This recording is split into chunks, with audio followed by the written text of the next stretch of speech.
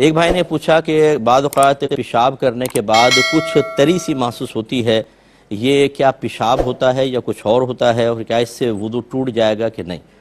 یعنی مراد یہ ہے کہ پیشاب کر لیا پھر وضو کر لیا اس کے بعد، یہی اس کی ان کی مراد ہوگی کہ اب تری سی نظر آئی تو کیا حکم شرع ہوگا؟ دیکھیں وہ تری کوئی بھی ہو، چاہے وہ پیشاب ہو، چاہے وہ مزی ہو، چاہے وہ ودی ہو،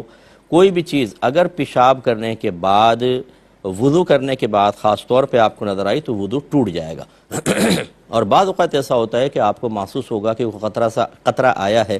لیکن جب آپ نے چیک کیا تو کوئی تری نہیں ہے، اس سے کوئی فرق نہیں پڑتا۔ یہ بعض اوقات ہوا ہوتی ہے، وہ خارج ہوتی ہے، پیچھے سے بھی ہوتی ہے، وہ تو ہے خروج ہوا عادتاً، اور ایک بعض اوقات آگے سے ہوا کا خروج ہوتا ہے، اس سے وضو نہیں جاتا۔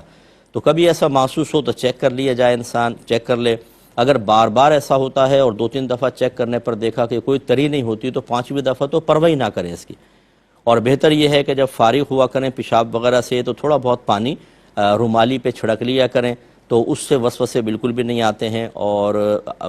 آسانی بھی رہتی ہے کہ جب ٹھنڈک محسوس ہوتی ہے تو پھر یہ قطرات وغیرہ آنا رک جاتے ہیں۔ جی، اعتکاف میں ایک عورت کو لازم ہے کہ وہ اپنی ایک نماز کی جگہ مخصوص کرے اور اسی جگہ پر وہ اعتکاف کرے گی، لیکن جس روم میں وہ ہے باقی جو حصہ ہے اس کو فنائے مسجد کہیں گے اس عورت کے حق میں، اور اٹیچ بات ہے تو وہ بھی فنائے مسجد کے اندر آئے گا۔ تو بہتر تو یہ ہے کہ اپنے جائے اعتکاف پہ ہی کوئی گدہ بچھا کر اس کے اوپر وہ سوئیں، اگرچہ وہ فنائے مسجد میں چلی جائیں گی، جیسے اسی کمرے میں بیڈ پہ سو رہی ہیں تو وہ فنائے مسجد کہلائے گا، اس سے اعتکاف فاسد تو نہیں ہوگا، لیکن روح اعتکاف کے خلاف ہے، تو اس لیے وہاں پہ گدہ بچھا کر اس کے اوپر سوئیں، یہی بیسٹ ہے۔